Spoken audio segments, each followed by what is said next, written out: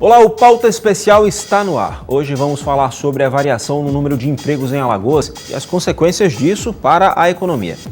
Você também vai conhecer o que é a Síndrome de Burnout ou Síndrome do Esgotamento Profissional, um problema que atinge cada vez mais gente no mundo, principalmente por causa do estresse em excesso no trabalho.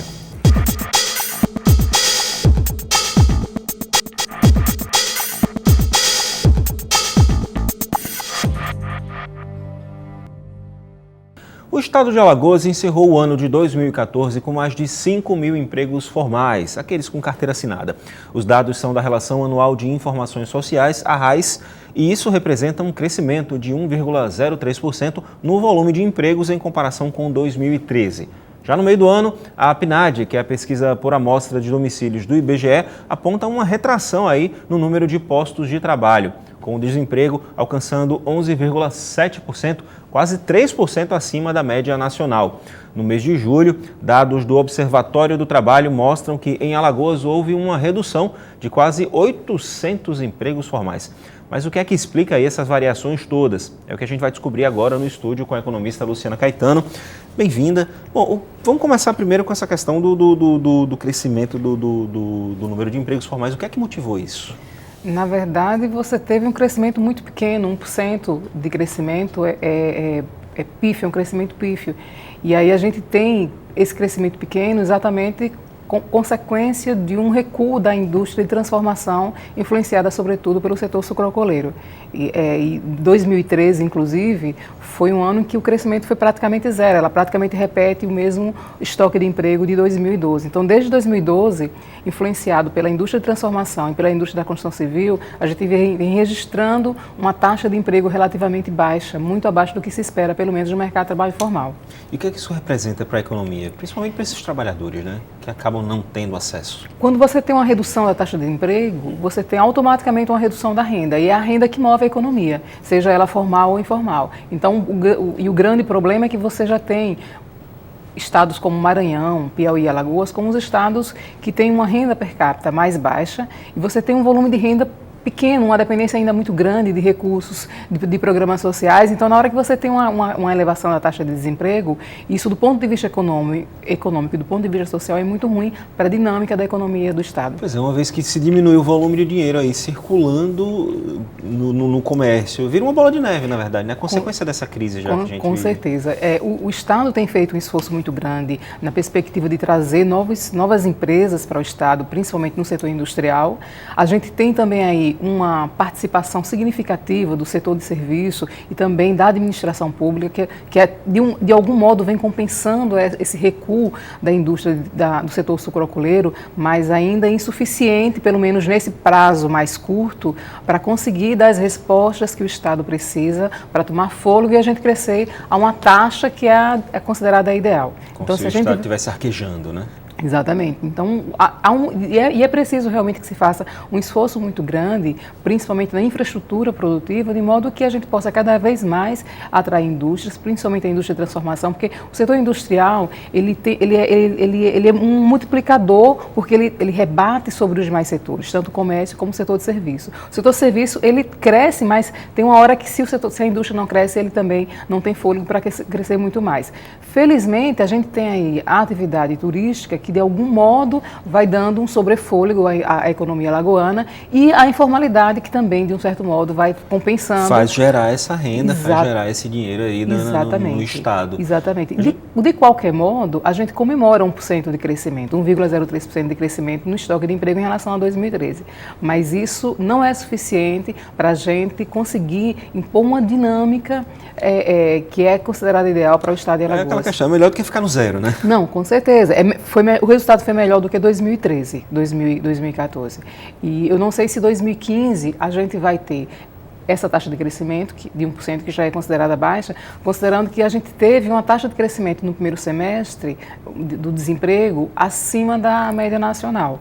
E aí, só que no caso de Alagoas, você é influenciado pelo ciclo sazonal do setor sucroalcooleiro e do setor de comércio. Então, como normalmente o setor sucroalcooleiro ele tem um volume de demissão muito grande nos meses de fevereiro e março, porém isso se recupera nos meses de agosto e setembro, pode ser que a gente tenha aí uma compensação. Só que o que tem sido observado nos últimos 3 anos, 2012, 2013 e 2014, é que o estoque de emprego nesse setor tem sido reduzido continuamente. A gente tem aí já um acúmulo de quase 20 mil postos de trabalho reduzidos na indústria de transformação nos últimos 3 anos. Isso é muito ruim e você não tem nenhum setor que tenha essa força para trazer um volume tão grande de emprego em tão curto prazo. Pois é, o próprio relatório da Raiz, ele fala isso, a previsão para 2015 não é tão animadora, né? Ele acha que talvez não se consiga nem repetir esse 1%. Pois é, não é porque Alagoas ela não está isolada de um contexto nacional, que é de dificuldade hoje. Você tem aí um ajuste fiscal que acaba rebatendo sobre os estados e sobre os municípios,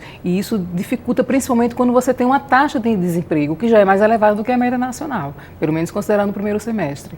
E como a nossa infraestrutura produtiva ela é muito simplificada, diferentemente de estados como o estado de São Paulo, como o Rio e outros da região sudeste, obviamente o efeito disso, o efeito colateral sobre uma economia com infraestrutura não tão diversificada, ele acaba sendo maior, o que eleva a atividade informal. E essa atividade informal, o agravante é que essas pessoas não estão protegidas pela legislação trabalhista. É uma renda irregular e normalmente ela é uma renda um pouco mais baixa do que a renda do mercado formal. Um estado mais industrializado talvez não passasse por uma dificuldade tão complicada como a gente está passando, seria isso? Ele sofre uns impactos grandes, principalmente quando você tem uma crise no mercado internacional, porque você tem as exportações que também recuam. Porém, você tem uma capacidade de recuperação mais rápida, porque aí você tem uma infraestrutura produtiva mais dinâmica, com capacidade de dar respostas, qualquer que seja a intervenção do Estado. Quando você tem uma infraestrutura não tão diversificada, a dificuldade de recuperação é sempre maior e mais lenta.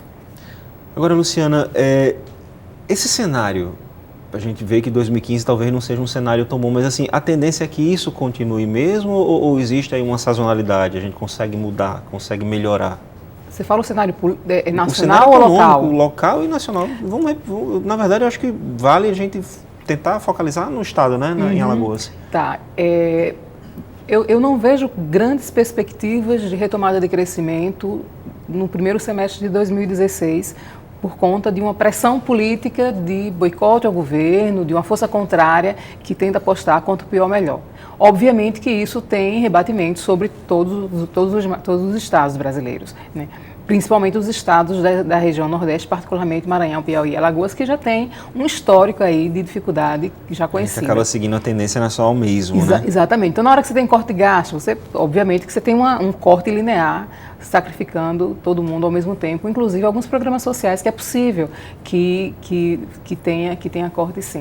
E isso acaba repercutindo sobre o padrão, sobre o consumo, sobre a renda e sobre a própria dinâmica dessa economia. Então eu não vejo, a menos que haja um projeto local de desenvolvimento, tanto na perspectiva de atrair novas empresas, novas indústrias, né? De explorar os geradores setores de capital, na verdade. Exatamente. No setor de turismo mesmo, na atividade turística, aliás, que não é um setor, na atividade turística, ver as possibilidades de você explorar isso na perspectiva de você gerar mais emprego, gerar mais renda, e aí você tentar, a partir das dificuldades, encontrar novas saídas para dar uma nova dinâmica a essa economia. Infelizmente, por enquanto, o cenário não é dos melhores mesmo, não. Um outro ponto que é levantado pela Raiz também tem a ver com o rendimento real médio dos trabalhadores.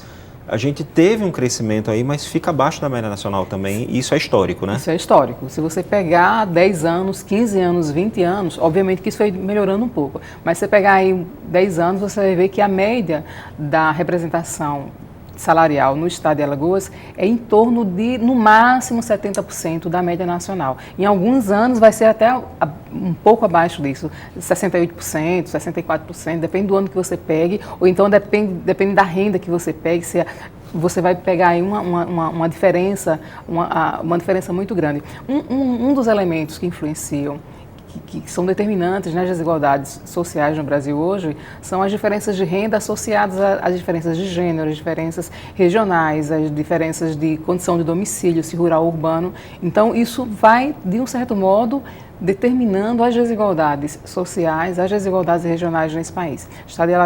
O Nordeste tem uma renda que fica abaixo da renda nacional, O estado de Alagoas, junto com Maranhão e Piauí, são 3 estados. O Ceará também está entrando aí já também com uma renda muito baixa. São estados que também já têm uma renda abaixo da média regional, então isso vai dificultando cada vez mais. E você tem um agravante, que é a questão do grau de escolaridade, que é uma outra variável que também está correlacionada com a renda baixa. Então, quanto menor o índice de escolaridade, menor a renda. Como o estado de Alagoas também desponta como a segunda ou a primeira pior com relação à escolaridade, obviamente que você leva a renda junto. Então, a pergunta é como você conseguir, no prazo de 10 anos, reverter isso. Porque a gente corre, só que a gente tem que considerar o fato de que os outros estados correm com uma musculatura, com a robustez maior. Ou seja, quem já é bom tenta fazer investimentos cada vez maiores no seu capital humano, na perspectiva de você ter... mais potente, na verdade, né? Exatamente, na perspectiva de você ter um fator de produção que ajude a você levantar cada vez mais essa economia. Então, obviamente que os estados mais pobres, que têm um índice mais elevado de analfabetismo, um percentual menor de pessoas com nível superior completo e capacitadas, porque o nível superior ele não é suficiente hoje, a dinâmica, a lógica de valorização do capital exige mais do que um simples diploma. É preciso que você seja bom naquilo que você faz. E cada vez mais capacitado, cada vez melhor capacitado. Exatamente. A lógica do mercado é a competição, é o uso da meritocracia. Então, obviamente que os estados que têm indicadores socioeconômicos melhores, eles conseguem correr numa velocidade maior. É que, na verdade, não se trata de uma solução simplista para mudar essa questão, como você falou, assim, não é simplesmente investir em indústria, na economia, na geração de capital. São muitas variáveis. Entra o fator humano, é uma solução bem complexa aí para a gente chegar a conseguir uma coisa... E que exige um volume significativo de investimento e o governo do estado sozinho não dará conta. Por quê? Porque você tem... Primeiro pela demanda, né? E primeiro que é um projeto ousado que envolve investimentos em infraestrutura, na educação, enfim, você tem que pensar o Estado com a complexidade que ele se coloca na perspectiva de você, pelo menos, correr na mesma velocidade que os demais têm feito. Ok, então, Luciana, muito obrigado pelas suas informações, por esse bate-papo aí tão frutífero. Eu que agradeço pela oportunidade, estou sempre à disposição. Bom, no próximo bloco, o assunto é a síndrome de Burnout, um distúrbio que causa esgotamento físico e mental e está ligado diretamente ao trabalho.